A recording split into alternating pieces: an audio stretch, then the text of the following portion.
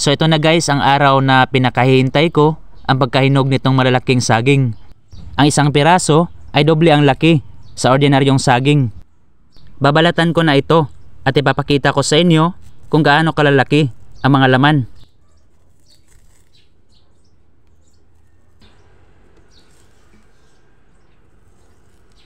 Ang challenge ko dito ay gawing banana Q. Ang tanong, kung maluluto kaya ito? Panoorin ninyo ng buo itong video.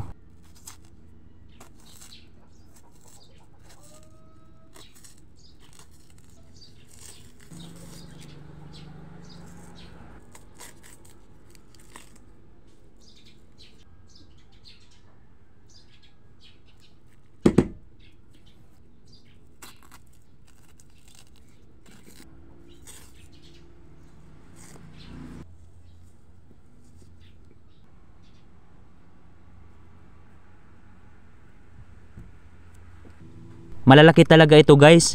Excited na ako na maluto ito. Dito na tayo sa pagluluto. Maglagay ng mantika sa mainit na kawali. Yung sapat na dami lang.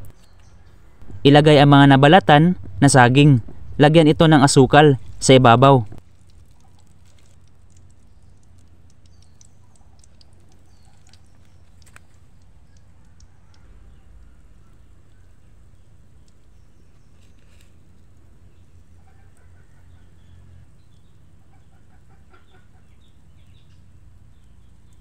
Hayaan muna ng ilang minuto bago baliktarin. Saka lagyan ng asukal ang kabilang side.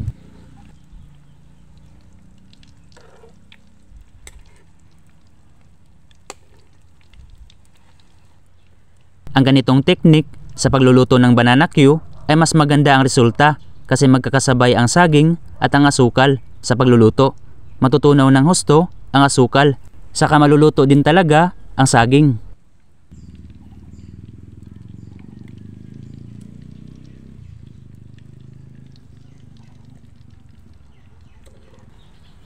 Kailangan ng sapat na init para matunaw ng maayos ang asukal.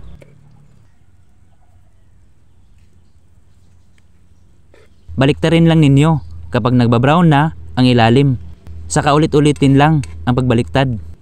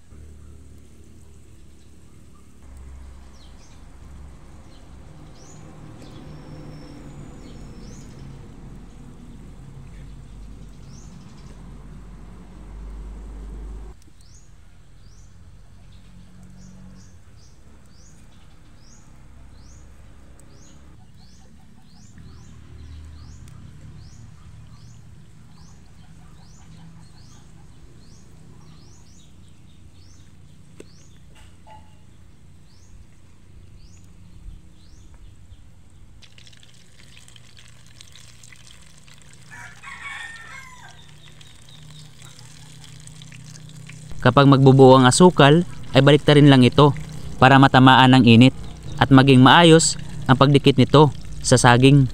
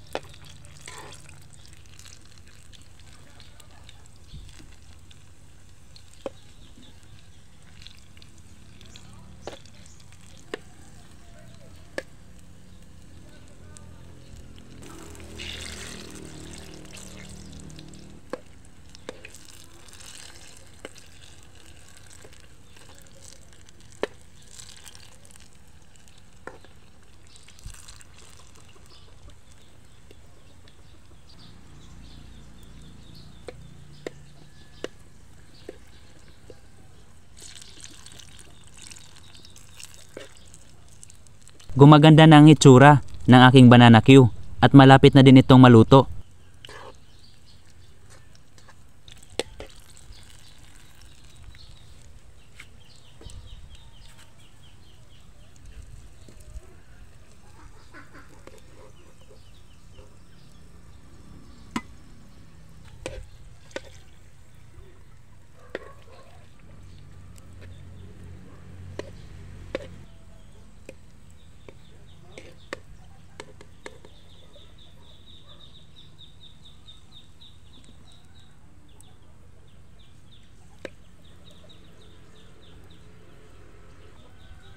So pwede pa ninyong lagyan ito ng mga saging ulit. Ulitin lang ang process ng pagluluto hanggang sa ma-achieve ang ganitong itsura.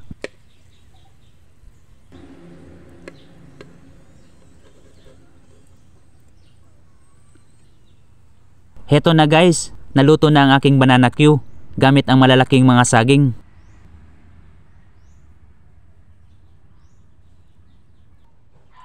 It's tikiman time na. Kain tayo.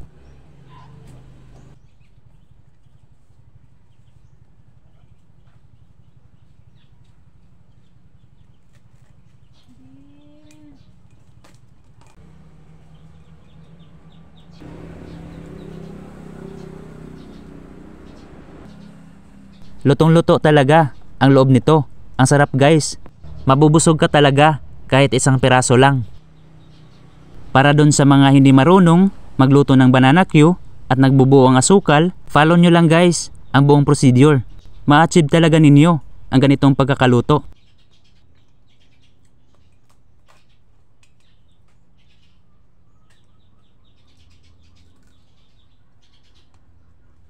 So habang ine-edit ko itong video, ay natatakam ulit ako. Pero next time na lang guys, kapag may golang na ulit kami na saging.